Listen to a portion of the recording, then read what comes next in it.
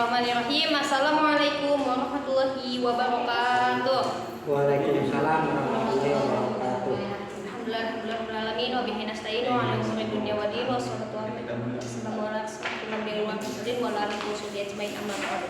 Baik, alhamdulillah pada hari ini saya akan mempresentasikan mengenai penelitian tindakan kelas. Di penelitian tindakan kelas saya itu berjudul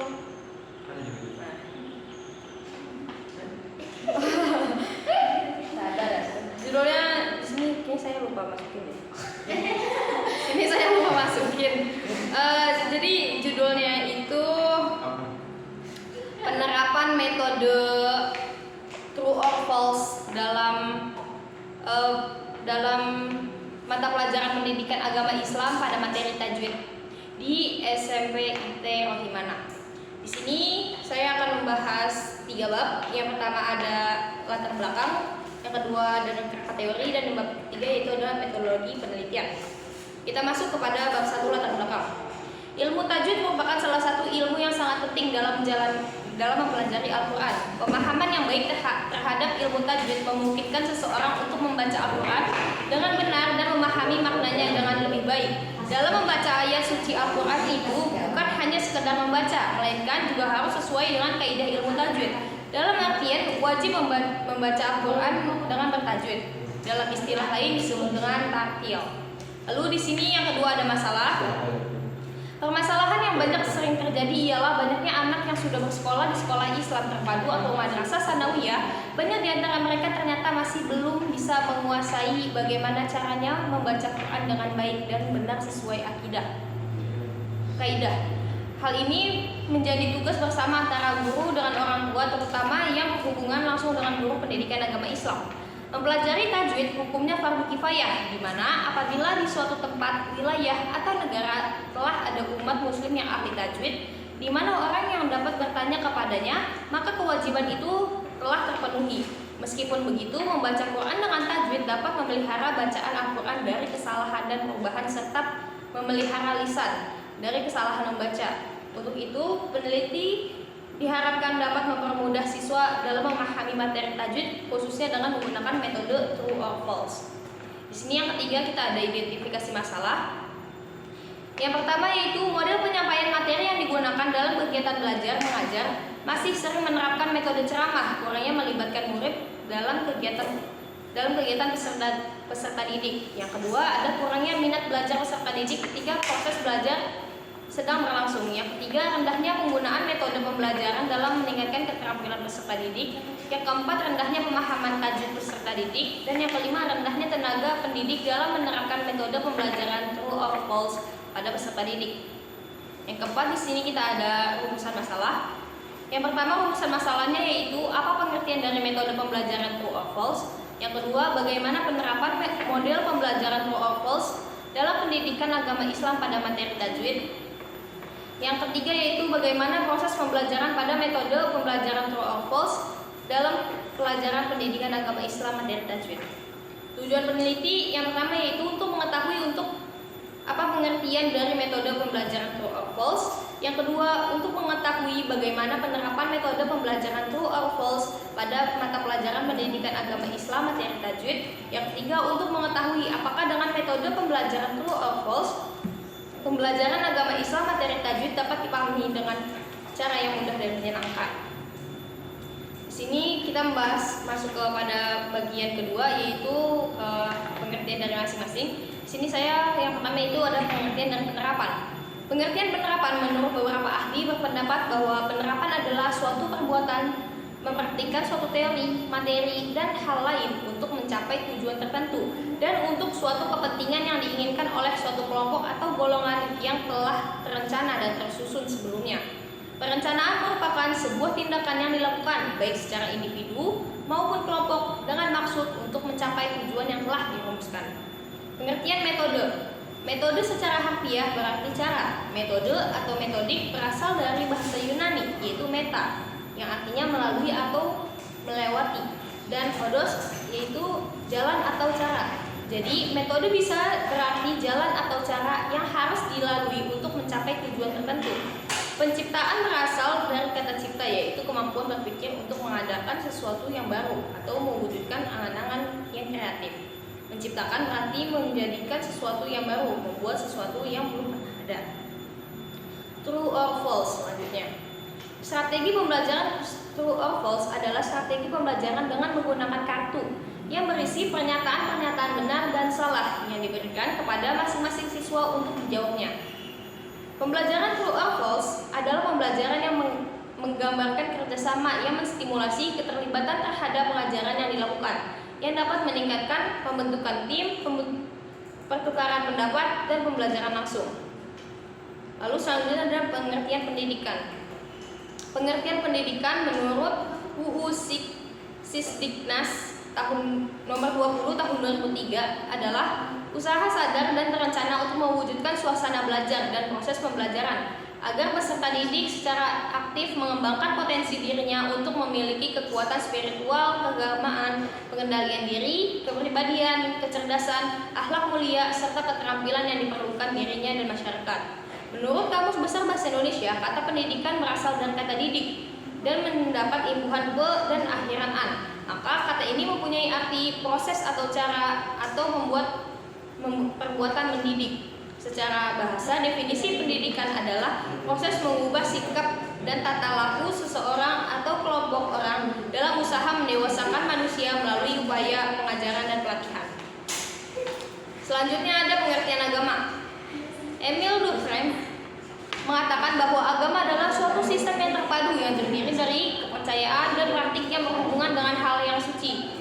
Kita sebagai umat beragama semaksimal mungkin berusaha untuk terus meningkatkan keimanan kita melalui rutinitas ibadah, mencapai rohani yang sempurna kesuciannya. Sedangkan menurut Bahroddin Rangkuti, seorang muslim cendekiawan sekaligus orang linguis, mengatakan bahwa definisi dan pengertian agama berasal dari bahasa Sanskerta, agama. A artinya panjang, artinya cara, jalan, dan gama artinya dari kata Germania, bahasa Inggris, togo atau jalan. Jadi cara untuk mencapai atau cara sampai kecapai keridhaan Allah. Selanjutnya ada pendidikan agama Islam. Pendidikan agama Islam adalah upaya sadar dan terencana dalam menyiapkan peserta didik untuk mengenal, memahami, menghayati, hingga mengimani, bertakwa, dan berakhlak mulia dalam mengamalkan ajaran agama Islam dari sumber utamanya, kitab suci Al-Quran dan hadis, melalui kegiatan bimbingan pengajaran, latihan, serta penggunaan pengalaman. Pengertian tajwid. Tajwid secara bahasa dan istilah. Hukum tajwid memiliki banyak definisi yang dikemukakan oleh para ahli. Menurut Samsul Amin, hukum tajwid menurut bahasa dan istilah yaitu yang pertama ada secara etimologi. Pengertian hukum tajwid jika dikaji dari usul katanya yaitu berasal dari bahasa Arab. Dia ini katanya berbentuk dari masdar. Jawadayu jawidu tajwid. Adapun maknanya adalah memperbaiki, memperindah, dan memperbagus. Lalu di sini saya masuk ke jenis penelitian. Penelitian ini berjenis penelitian tindakan kelas. Penelitian tindakan kelas adalah penelitian yang dilakukan dalam kelas dengan menggunakan suatu tindakan untuk meningkatkan kualitas proses belajar mengajar agar memperoleh hasil yang lebih baik dari sebelumnya. Menurut Wikipedia, penelitian tindakan kelas adalah penelitian praktis yang dimaksudkan untuk memperbaiki pelajaran di kelas. Pelajaran ini merupakan salah satu upaya guru atau praktisi dalam bentuk berbagai kegiatan yang dilakukan untuk memperbaiki atau meningkatkan bentuk pembelajaran di kelas. Lalu ada hasil intervensi tindakan.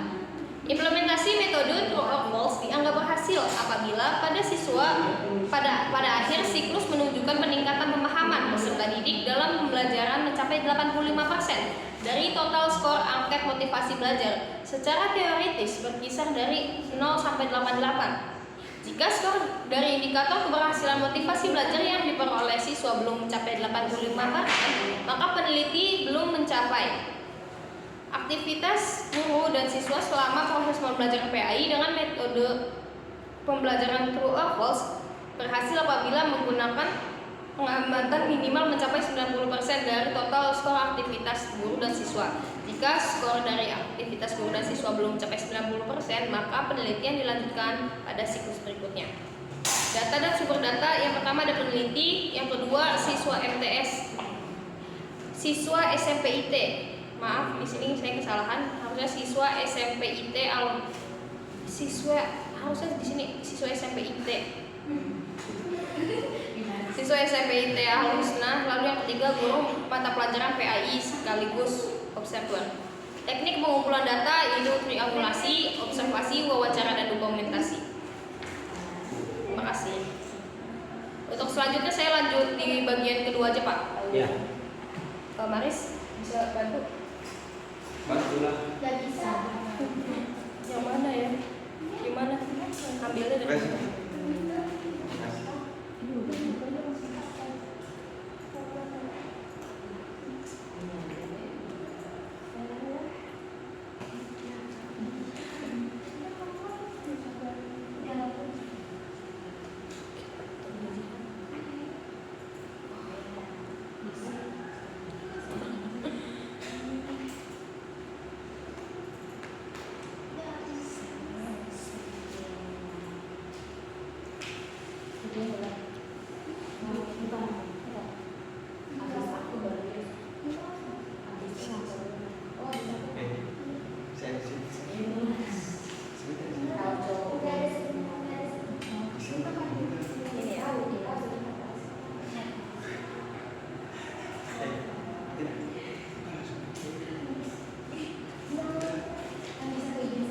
Assalamualaikum warahmatullahi wabarakatuh.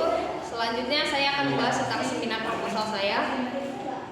Seminar proposal saya dengan judul Peran Guru Pendidikan Agama Islam dalam Meningkatkan Kualitas Literasi BTI atau Baca Tulis Quran di SMP IT Rohimana Depok. Topik pembahasannya masih seperti tadi, bab 1, bab 2 dengan bab 3. Yang pertama adalah latar belakang. Menurut data World Population Review yang menyebutkan hasil sensus penduduk tahun 2020 yang menyampaikan jumlah penduduk Indonesia sebanyak 273.500 juta jiwa. Dari jumlah ini, persentase umat Islam yaitu 87,2% atau setara dengan 229 juta jiwa, sehingga Indonesia menjadi negara dengan penduduk Islam terbanyak di dunia. Ketua Yayasan Indonesia Mengkaji Komjen Pol Syarifudin menyampaikan bahwa 65% dari jumlah penduduk Indonesia yang beragama Islam tidak bisa membaca Al-Quran. Dari semua penduduk Indonesia beragama Islam, yaitu 87,2% dari jumlah penduduk Indonesia, ternyata hanya 35% yang bisa membaca Al-Quran. Lalu di sini saya lanjut yang kedua, yaitu ada masalah.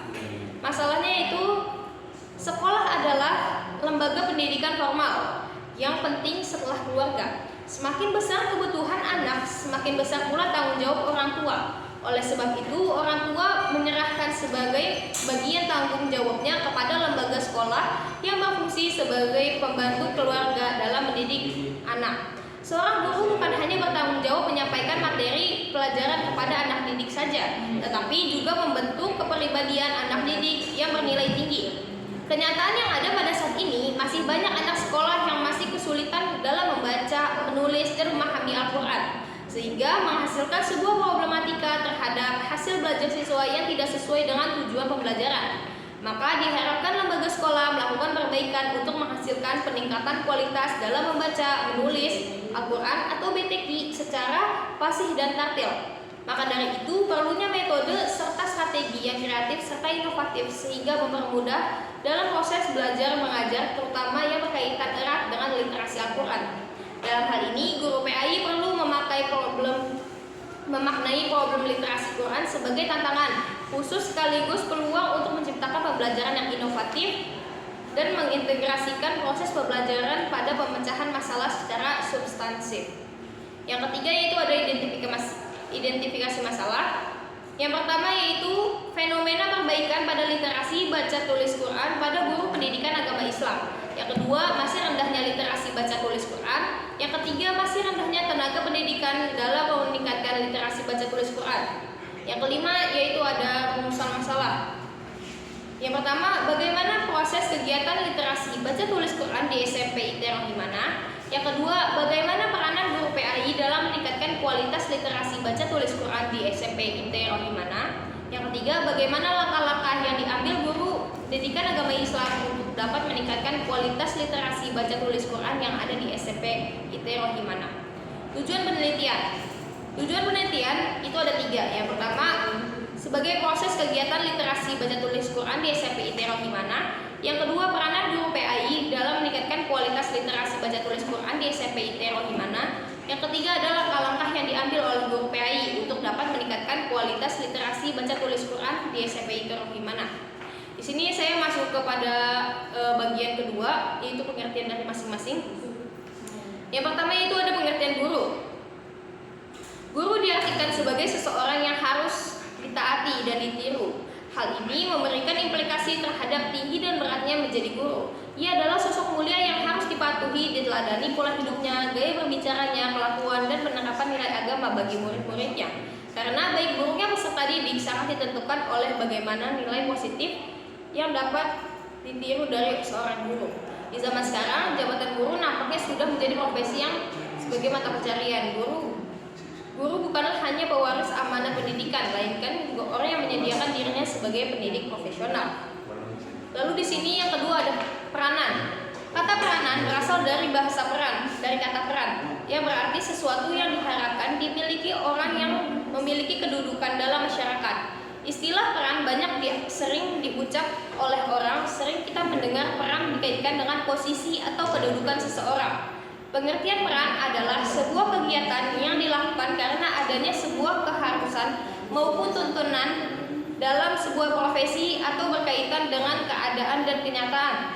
Jadi, peran merupakan perilaku yang diharapkan oleh orang lain terhadap seseorang yang sesuai dengan kedudukannya dalam suatu sistem. Jadi, peran dipengaruhi oleh keadaan sosial, baik dari dalam dirinya maupun dari luar yang masih stabil.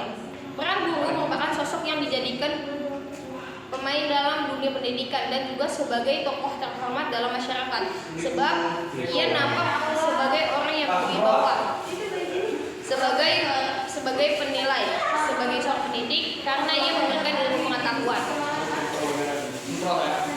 Selanjutnya, pendidikan. Pendidikan adalah usaha sadar untuk menyiapkan peserta didik melalui kegiatan bimbingan, pengajaran atau latihan bagi peranannya di masa yang akan datang.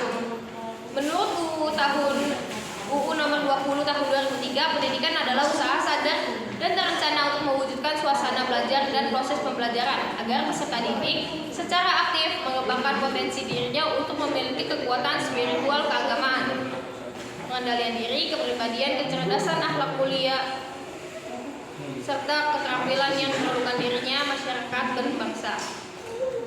Lalu selanjutnya ada agama.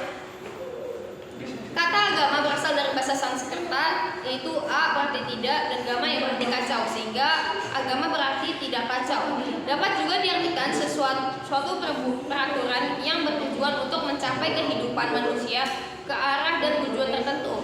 Dilihat dari sudut pandang kebudayaan, agama dapat berarti sebagai hasil dari suatu kebudayaan. Dengan kata lain, agama diciptakan oleh manusia dengan akal budinya serta dengan adanya kemajuan dan perkembangan budaya tersebut serta peradabannya. Bentuk penyembahan Tuhan terhadap umatnya serta pujian, tarian, mantra, nyanyian, dan yang lainnya termasuk ke dalam unsur kebudayaan. Yang selanjutnya yaitu ada pendidikan agama Islam. Pendidikan agama Islam adalah upaya sadar dan terencana dalam menyiapkan peserta didik untuk mengenal, memahami, menghayati, hingga mengimani, bertakwa, dan berakhlak mulia dalam mengamalkan ajaran agama Islam dari sumber utamanya yaitu kitab suci, Al-Quran, hadis, melalui kegiatan bimbingan, pengajaran, dan pelatihan. Selanjutnya yaitu ada literasi. Literasi berasal dari kata literasi yang artinya kemelekwacanaan, kecakapan baca tulis maupun melek huruf. Menurut bahasa Latinnya dikenal dengan istilah literatus, memiliki makna seorang yang belajar. Maka dari itu, setiap ada orang yang mempunyai kemampuan baca tulis berbicara, maka dikenal sebagai literatus. Menurut perkembangannya, literasi lebih dikenal dengan istilah suatu kemampuan terhadap hasil bacaan atau membaca. Hal itu mengalami perkembangan yang dikenal dengan kemampuan akan bacaan dan menulis.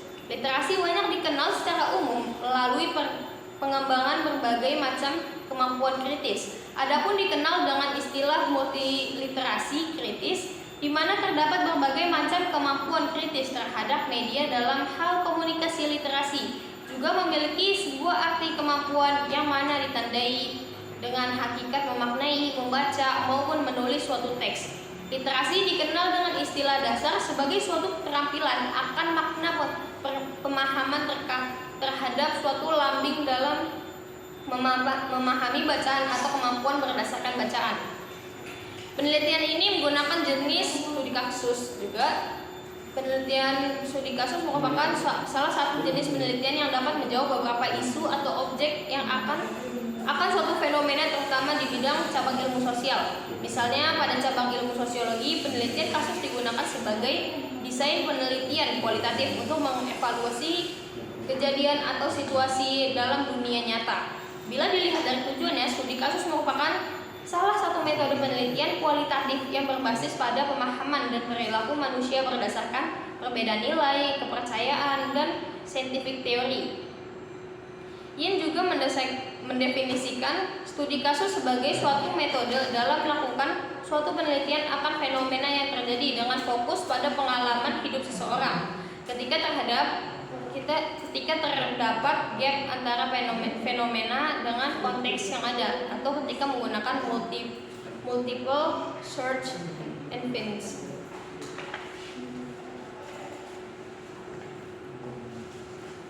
Lalu di sini ada triangulasi.